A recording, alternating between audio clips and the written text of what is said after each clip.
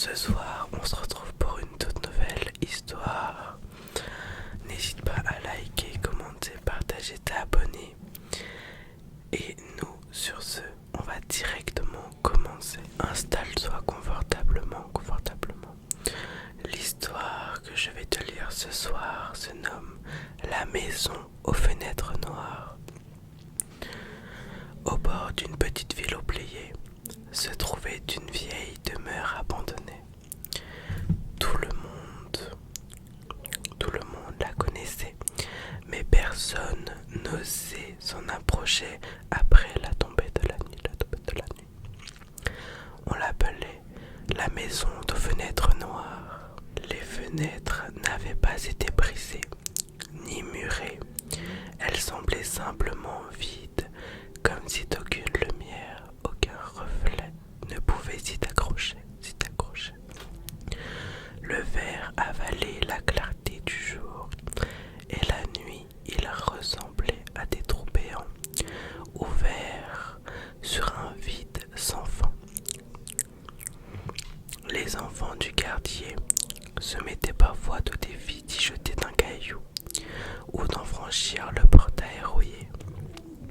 Mais la rumeur disait qu'aucun objet lancé dans la maison n'avait jamais fait de bruit en touchant le sol, comme si l'intérieur absorbait les sons ou les avalait. Un soir d'automne, 3 adolescents décidèrent d'y entrer. Ils s'appelaient Émilie, Thomas, et Léo. Ils riaient fort pour cacher leur peur et poussèrent la porte grinçante. À l'instant où elle s'ouvrit, un souffle glacé se glissa d'entre eux comme un avertissement.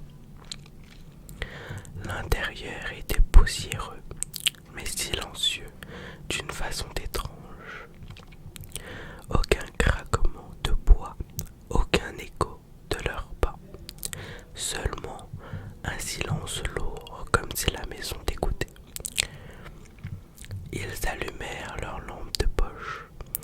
Les faisceaux éclairaient des murs couverts de portraits anciens, mais les visages peints étaient effacés.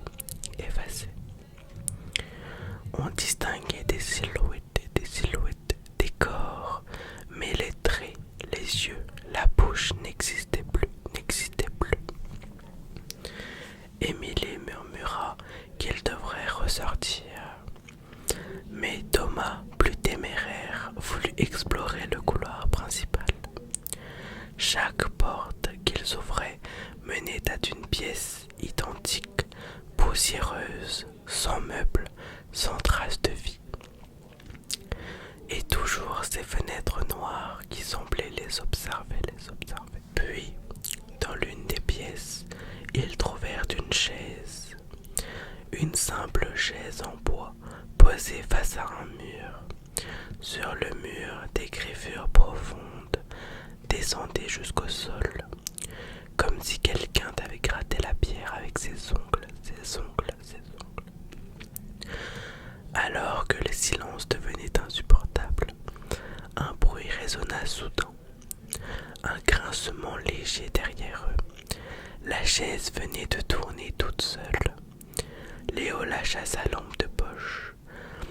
Dans l'obscurité, il crut voir un instant un visage collé à la fenêtre. Mais pas un visage humain, une silhouette pâle, aux yeux entièrement noirs, qui disparut aussitôt. Pris de panique, les 3 amis coururent vers l'entrée. Mais le couloir semblait s'allonger. Chaque pas les éloignait encore plus de la porte, et derrière eux, des pas résonnaient. Pas rapides, pas lourds, des pas lents, réguliers, qui se rapprochaient inexorablement. Lorsqu'ils atteignaient enfin la sortie, le portail rouillé était ouvert comme si les avait laissés partir exprès.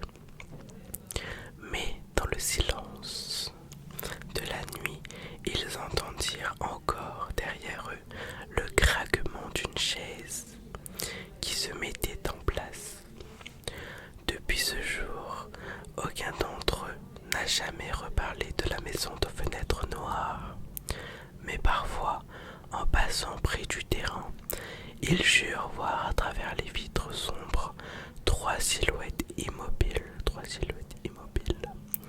debout dans le noir, comme si quelqu'un ou quelque chose les avait remplacés.